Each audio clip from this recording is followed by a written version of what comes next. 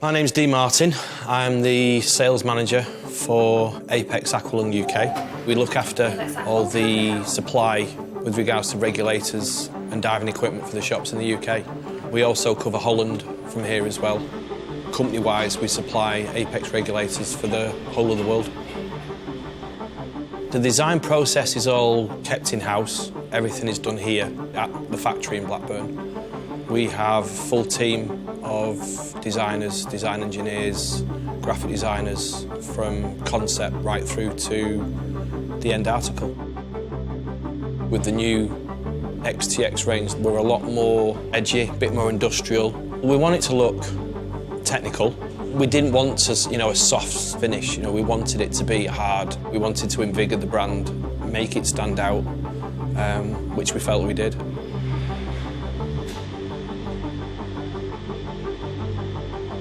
We buy the bar in, which makes most of the first stages that we do.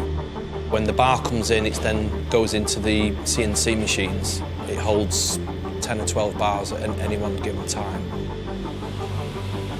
The machine starts to do one side of the bar, and then as it's finished that process, it then grips the bar, pulls the bar forward, trims the bar off, and then the back side of the machine then comes in and actually machines, while it's still got hold of it, the other side of the bar. It's just a continuous process. Any waste material that is actually come off, be it from a first stage body, be it valve spindles, whatever component part we're actually making, what will happen is that waste material will be then collected in a bin, and then we will then actually sell back to the company who we buy the brass from. That will then come back as a piece of bar that will then go back to make another regulator. The next stage from after the part's actually been machined is obviously the quality side of it. We need to check parts as they come through the factory before it goes through to final process, because obviously what we are producing at the end of the day is life support. We've got specific guys to look out for specific things within, whether it's a thread, whether it's a hole or an orifice or whichever it is that needs checking. We've got machines that will then be checked on. Now, if the guys were to find something, because we keep everything in-house, we can react to it very, very quickly. Once everything's been checked out and everything's okay, it will then be sent to be cleaned and polished. The main reason for the chroming side of it is aesthetics. The reason why we chrome it, obviously, it keeps the looks of the regulator. This is where the magic happens. It literally looks like jewellery when you go down there, and it's raw brass at this stage. Once it starts going through the actual process, it literally changes colour in front of your eyes. So it'll go through, start off obviously as raw brass, it'll then go into one of the dips, it'll come out and it'll be green, it'll go into the next one, it'll come out and it'll be gold, it'll go into the next one, it'll be brown, go into the next one, it'll come out and it's bright silver, then it comes out the next one, it's obviously it's been cleaned, it's nice, it's gleaming. It's pure alchemy how it does it, it's amazing.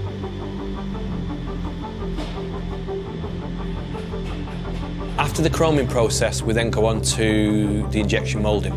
All the moulding's done in-house. It starts off as like a plastic chip that goes into a big hopper, then becomes molten material that's squirted into the actual mould itself. Once the machine actually makes that specific part, it then ejects the mould. It's cooled down within the mould before it ejects it, and the part comes out, formed, ready to go. The next process we have to do is obviously we make the hoses. All the crimping and everything with regards to the ends of the hoses, we do it in-house. Not everybody likes the same hose, be it on their BCD, be it on a regulator.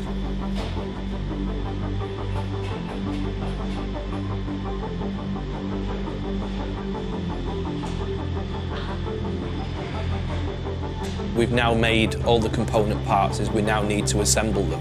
It's a little bit more hands-on because it's obviously you're then dealing with the actual plastics side of the component parts. The people that are involved within that side of the business, obviously, again, it's life support equipment that we're making, so there's no second chances. So that each one is actually tested, so we know everyone is set precisely to what we want with regards to the interstage pressure.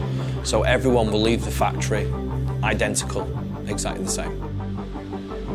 Cam's the one who basically flies the answer machine, so to speak. So any regs that we have that we want tested, there's parameters that they have to adhere to, be it temperature of the water, be it flow rates, We can put a regulator, whichever it is, we can preset the machine to dive at a specific depth.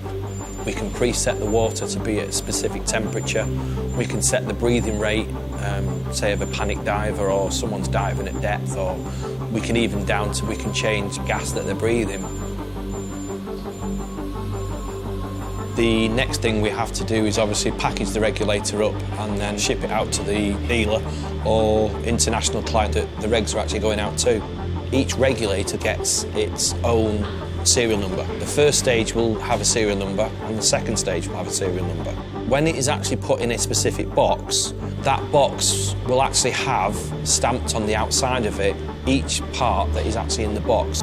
So we know where each regulator goes. With regards to a customer who goes out and purchases Apex Regulator, I want them to have that full-on excitement. They've got to get it wet. I want them to feel the same way that I still feel every time I open a box of regulators. Why should we only be diving X amount of months of the year? You can dive 12 months of the year. That's what we test them for. We always go above and beyond what we need to do just to make sure that our regulators will perform. It's life support equipment. It's got to work first time, every time. We've got a premium product. Everything is made in-house by people in Blackburn, in the UK. There's not very many companies can actually say that. We're still always going to be that little kid in the background that wants the fun, wants the adventure.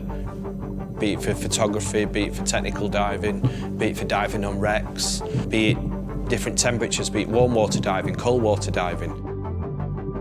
It's just, there's so many choices that you can do for different types of diving. It's just one of those things, if it grabs you and it hooks you, you've got it for life.